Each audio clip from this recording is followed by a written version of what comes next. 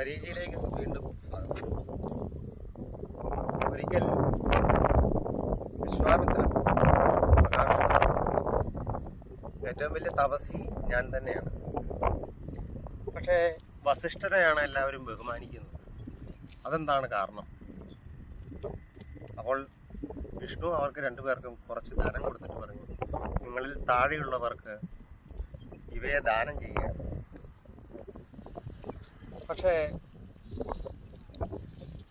വിശ്വാമിത്രൻ പോയി വളരെ വേഗം തന്നെ ദാനം കൊടുത്തിട്ട് തിരിച്ചു വന്നു. വസിഷ്ഠനെ മാസങ്ങളോളം കഴിഞ്ഞിട്ടും കണ്ടില്ല. അദ്ദേഹം തൻ്റെ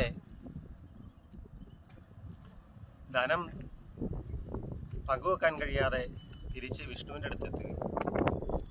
അദ്ദേഹം പറഞ്ഞു, എന്നേക്കാൾ താഴെയുള്ള ആരെയും എനിക്ക് കണ്ടെത്താൻ പറ്റില്ല. പൂച്ചെടികൾ പുഷ്പിക്കുകയും മറ്റുള്ളവർക്ക് സൗരഭ്യം പകരുകയും പക്ഷികൾക്കും ചിത്രശലഭങ്ങൾക്കും തേൻ നുകരാനുള്ള അവസരം കൊടുക്കുകയും വൃക്ഷങ്ങൾ മറ്റുള്ളവർക്ക് തണൽ കൊടുക്കുകയും ചെയ്യുന്നുണ്ട്. അവർക്ക് ഫലങ്ങൾ കൊടുക്കാനും സാധിക്കുന്നു. അതിനൊരു തൃണത്തെ പോലും, ഒരു പുല്ലിനെ പോലും എന്നേക്കാൾ ചെറുതായിട്ട് എനിക്ക് കാണാൻ പറ്റില്ല. എനിക്കതൊന്നും സാധിക്കാത്തതുകൊണ്ട് എന്നേക്കാൾ താഴെയുള്ളവരെ എനിക്ക് കണ്ടെത്താൻ പറ്റില്ല. എന്നേക്കാൾ മുകളിലുള്ളവരെ മാത്രമേ കണ്ടെത്താൻ സാധിച്ചു.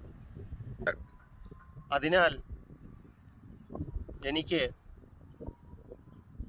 ആരെയും കണ്ടെത്താൻ സാധിച്ചില്ല, ഒരു പുല്ലിനെ പോലും. എല്ലാവരുടെയും താഴെയാണ് ഞാൻ. അപ്പോൾ മഹാവിഷ്ണു പറഞ്ഞു, ഇതാണ് വസിഷ്ഠൻ്റെ ഗുണം. അങ്ങേക്ക് തപസ്സിൻ്റെ ഗുണമുണ്ടെങ്കിൽ മനസ്സുകൊണ്ടുള്ള താഴ്മയാണ് വസിഷ്ഠനെ എപ്പോഴും ശ്രേഷ്ഠനാക്കുന്നത്.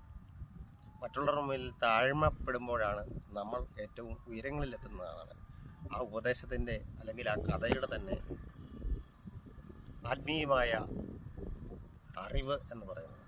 മറ്റൊരു വിഷയമായി വീണ്ടും കാണാം.